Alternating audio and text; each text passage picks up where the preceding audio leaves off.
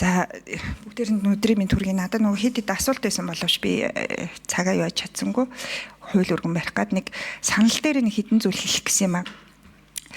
За түрүү яг саран чулуун гишүүний хэлгээр яг аль нь гэмтэргийн, аль нь зөрчилийн, аль нь сургууль дээрх жижиг хэмжээний зөрчил юм бэ? Яг сургуулийн түвшиндээ шийдэх нь аль нь, эцэгхийн түвшиндээ шийдэх нь аль нь гэдэг энэ хэл хязгаар, энэний зааг ялгааг гаргаж өгөх зайлшгүй хэрэгцээ шаардлага байгаад байгаамаа.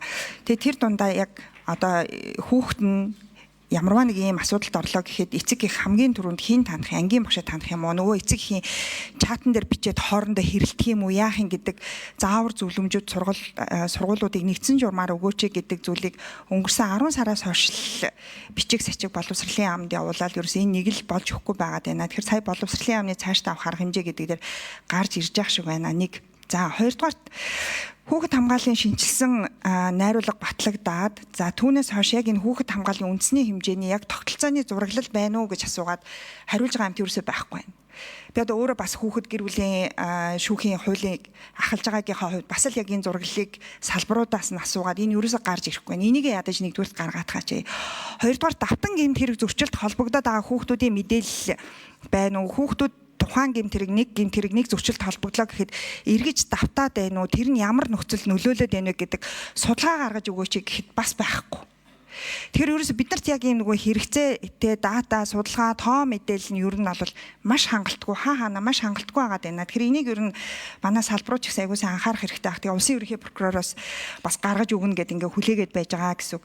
За 3 дугаарт юу вэ гэвэл өнөөдрийн энэ хилцүүлэг энэ мэдээлэл олон нийтэд нээлттэй очсноор би нэг үр дүн хүлээгээд аюу гэвэл ямар ч хэсэн энэ асуудал томчууд, насанд хүрэгчид төрийн анхаарлын төвд байгаа юм байна. Хамгаалагдах энэ механизм тодорхой хэмжээгээр алдаж онж байгаа ч гэсэн ажиллаж байгаа гэдэг энэ ихтгэл найдвараа битгий хүүхдүүдийг алдаасаа гэж бодож байгаа. Сая энэ төрийн байгууллага яамдуудаас ирж байгаа хүмүүсийн одоо зөндөө олон мэдээллийг та бүхэн олон нийт бас сонслоо. Бас мэдээж ирвэхээр бүгд л ажиллаж байгаа. Гэхдээ энэ ихтгэл найдварыг ерөөсөө бид нар алдаж болохгүй. Дээрээс нь нэмээд цагдаагийн байгууллага яг энэ гэрч хохирогчийг хамгаалж байгаа тал дээр мэдээллийг цаг алдахгүй өгдөг байгаа ч. Тэгэхгүй бол ингээд нэг гэрч мэдээлэл шүгэл үлээсэн гэрч хохирогчд эргээд давхар хохироод байгаа мэдээлэл юм маш олон ирээд байгаа байхгүй. Тэгэхээр энэ дээр би нэг олон нийтийн мэдээллийн хэрэгслэр цагдаагийн өгж байгаа мэдээллийг харсан чи тэр болохоор жишээ нь худлаа мэдээлэл байсан ч гэдэг юм уу гэдэг байгаа байхгүй. Тэгэхээр аль нь үний, аль нь худлаан гэдэг талаар мэдээллийг цагдаагийн байгууллага яг энэ холбогдох байгууллагууд нь, төрийн байгууллагууд нь цаг алдалгүй яг энэ цахим орчин дээр яг мэдээллийг тавьдаг баймаар байна, хилчдэг баймаар байна. Энэ мэдээлэл үнэ, худлаа гэдэг ингээд тэгэхгүй болохоор ингээд нийгэм хоорондоо талцаа сүулдэ ингээд нөгөө захимаар хүн шүүх хэмжээний юм болчиход байна л да. Төрийн механизм ажиллахгүй байгаа юм шиг ийм сэтгэл иргэдэд очиод байгаа байхгүй. Тэгэхээр яг энэ нөгөө төрийн байгууллага үүрэг хүлээгчид хариуцж байгаа хүмүүс маань яг энэ талаарх мэдээллийг шуурхаа цаг алдалгүй өгдөг байх тал дээр бас нэг анхаарал өгөөч гэж хүсэж байгаа. Тэгээ хамгийн сүүлд манай байнгын хорооныхаа гишүүдэд би бас уриалах гэж байгаа.